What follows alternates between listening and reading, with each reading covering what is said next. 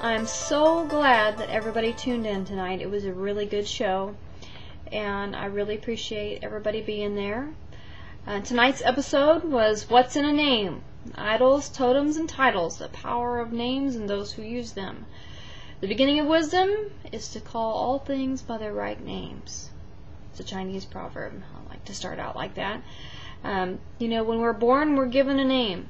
It may be our grandfather's name, the name of a distant ancestor, our parents' favorite rock star, but nonetheless, that's the name we are given, and we are forced to live with it the rest of our lives. Now, the identity that we build in life may be through that name, may be fighting against that name, or it may be because of that name, and what we had to do because of it. Names throughout history have had an interesting place in culture and spirituality. They can be powerful, secretive, demonstrative, constraining, common, eccentric, unique. Every society and theology has its ideas about names all the way back to ancient times. If we look at our own American history, the Puritans would name their children things like faith, hope, charity, chastity, virtues that they hoped to instill in their children by naming them those names. The same thing could be true if you look at even everyday culture. We also have names that are based on family occupations.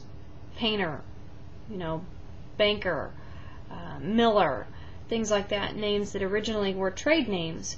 And of course we have names that are given to us in the hopes of inspiring or evoking certain energies. Jewish names sometimes are actually based on religious rites. For instance, an example is Agla, A-G-L-A, actually short for Atah Gabor Leolam Adonai, which means Thou art mighty forever, Lord. So it's actually an acronym for a spell or a religious rite, because they probably wouldn't like the use of the word spell. Some African tribes name their children in a practice that they hope will save them. They've had so many deaths in infants and young children that they started to believe that evil spirits were being born into these children and keeping them from living long, healthy lives. So they started a practice called born to die names. And these names were actually put in place to protect them from the evil spirits. Names like Stay With Me or Allow Us to Live. Now, while some names are given to imbue properties or bring a positive energy to a being, other names are avoided for the same or opposite reasons. Using the name of God has been forbidden in many cultures. And actually the study of the Kabbalah is the search for the sacred name of God. So to speak God's true name or God's sacred name is a very, very powerful thing. And in ancient Chinese culture, it was forbidden to speak the name of the emperor. Not only because it was almost a holy name, but because it was a respect issue. And, for instance, if an emperor came to power and you had a child with the same name, you were asked to change that child's name because it was forbidden for that person to share the name of the emperor. Calling the name of an entity is often equal in the minds of many to the act of summoning that entity. And this is true of the reference to using God's name, but it's also true with dark elements as well. Calling the true name of a demon is giving yourself access to that demon and giving the demon access to you. That's why a lot of people don't believe in using the names of certain dark spirits, or they call on the names of good spirits in order to have them help them. Egypt has a strong mythos around names. They believe names were all powerful. Your name almost was the equivalent of your soul. And using your name and having a name was the only way you could live. A man could not live without a name.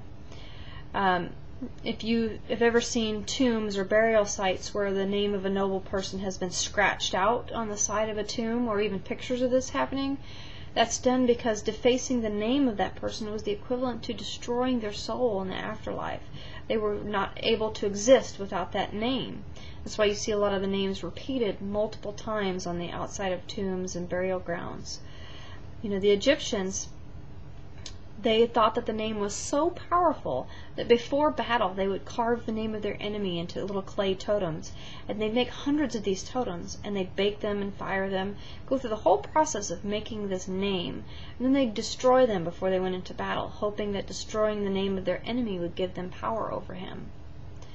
And in the Egyptian language, which of course is the hieroglyphic language, a lot of times a word was actually depicted by the picture of the thing that they were describing. For instance, the picture of a snake actually was the word snake. And a lot of times whenever they were writing a word that represented something evil or something dangerous, they would strike the picture out with a scratch or with a knife, or they might even draw the picture of a knife over the item or the object. And this was to show that the object could not hurt them. Because they actually believed that, for instance, writing the word snake or serpent actually allowed the serpent to have power over them, or that they could be attacked by a serpent. So they put these strikeout images across them in order to protect themselves, to say, not only do I have power over this name, but it can't hurt me. This is also went true into their beliefs of the afterlife. And when an Egyptian died and they went into the afterlife, in order for them to gain access to Egyptian heaven, when they entered the temple, they had to name all 40 gods that guarded Osiris's inner chamber before they would even be allowed to get to the door to the inner chamber. Then when they got to the door, they had to name all the magical names for the parts of the door, the handle of the door, and the top of the door, and the frame of the door. They had to know all of its magical names in order for the door to open to them and allow them access into the inner chamber to the point where they could actually be judged.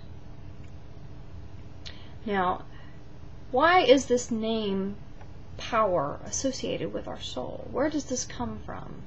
Why is the name such a characteristic totem and item that holds so much power with people and the power over people and invoking and spells and rites? Well, there may be some connection with the idea of creation. In Genesis 2:7 it states that the Lord God formed the man from the dust of the ground and breathed into his nostrils the breath of life, and through that he became a living being. Well, there's a strong belief that this breath of life was actually the act of naming, and that was the act of giving him a name. And so, giving a name, calling a name, was always noted as a very powerful action and actually related to the very act of creation. And the idea that names are sacred are everywhere in various societies and cultures. It even permeates our literature.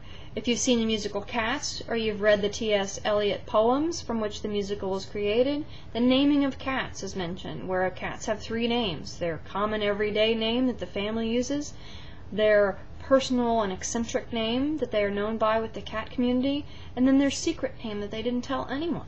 So we see this idea of secret names and double names and the power of names even in literature. Think about whenever you see someone go online, when they pick a username. That's sometimes a very lengthy and personal process. What drives us to pick these certain names, and why do we ascribe so much power to them? Some spiritualists believe that our souls actually choose the names for our physical lives before we're ever even born, and that our parents don't choose them for us. They simply follow the suggestions of the spiritual realm and pick the name that is correct. For instance, Scott is named Scott not because his parents picked it, but because his soul knew that Scott was the name he had to live with in this life. And why is that so? Maybe so that we can learn a certain lesson. We can live a certain path. Because it certainly is believed that names carry a certain weight, a certain meaning, a certain personality. And we can see this, through numerology, through several spiritual and religious types of interpretation of names.